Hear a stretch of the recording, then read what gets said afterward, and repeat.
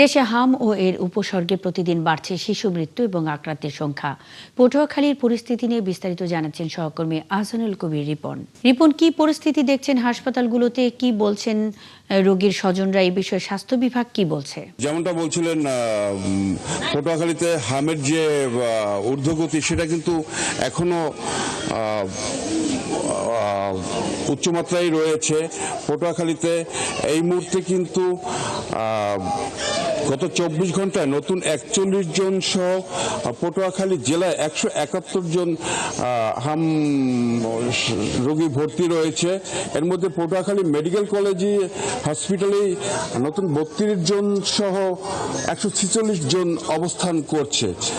আমি একটু দেখাতে যাচ্ছি যে হাম আইসোলেশন ওয়ার্ডের যে মূল ওয়ার্ড, সেই ওয়ার্ড এবং ওয়ার্ডের মেঝে এবং বারান্দা, সেই জায়গাগুলো ছাপিয়ে এখন কিন্তু মূল করিডোরেও কিন্তু হামের আক্রান্ত রোগী এবং স্বজনরা আশ্রয় নিয়েছে।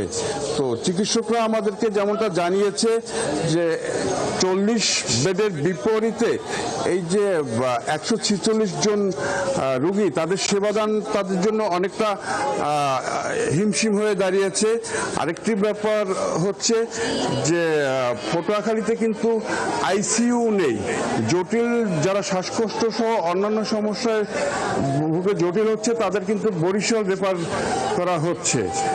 আর পটুয়াখালীর যে অন্যান্য হসপিটাল, সেখানেও আহসানুল কবির রিপন, আপনি আছেন নিশ্চয়ই। পরবর্তীতে আরও জানবো আপনার মাধ্যমে। সারা দেশে বেড়েই চলেছে হামে আক্রান্ত এবং শিশু মৃত্যুর সংখ্যা। এই বিষয়ে পটুয়াখালী থেকে কথা বলতে আহসানুল কবির রিপন আমাদের সঙ্গে এতক্ষণ যুক্ত ছিলেন।